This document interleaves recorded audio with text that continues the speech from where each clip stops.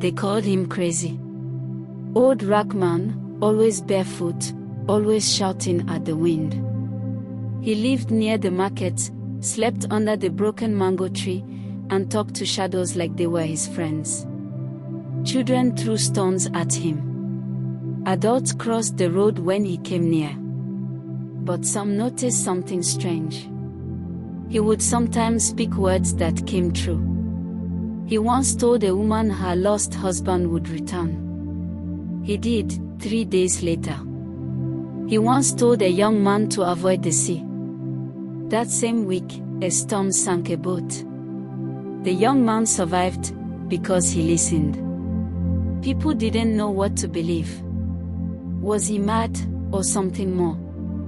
Ragman didn't ask for money. He didn't ask for food.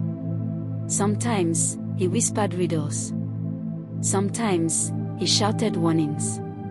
And then he would go back to humming to himself and drawing circles in the sand.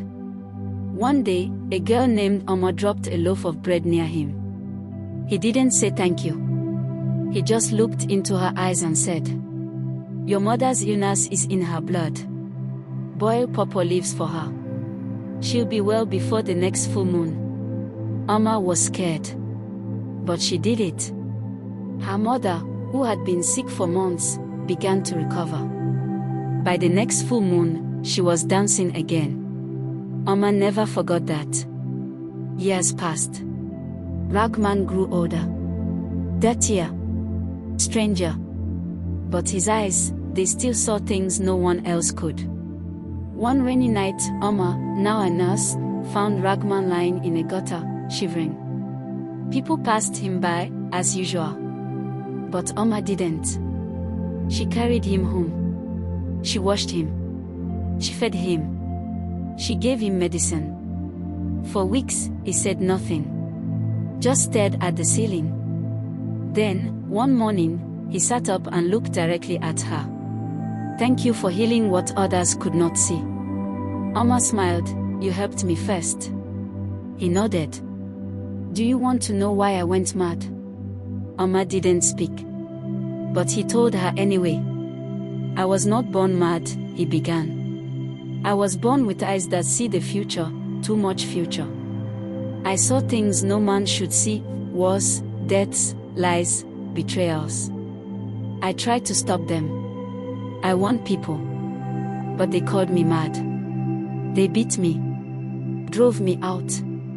He stared at the light coming through the curtain. "I ran. I broke. My mind split to protect itself. But the gift, it never left." Oma whispered, "But why keep speaking, even when they didn't listen?" He smiled, a soft, broken smile. "Because even a whisper can grow roots in the right soil." One morning, he was gone. No note.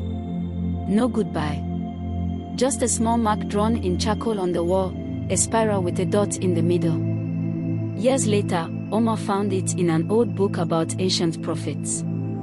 The mark meant, one who sees beyond the veil. And then she remembered something else. Ragman once told her, "You, too, will see one day." The next time she touched a sick child, she felt something. A flicker. A knowing. Oma smiled.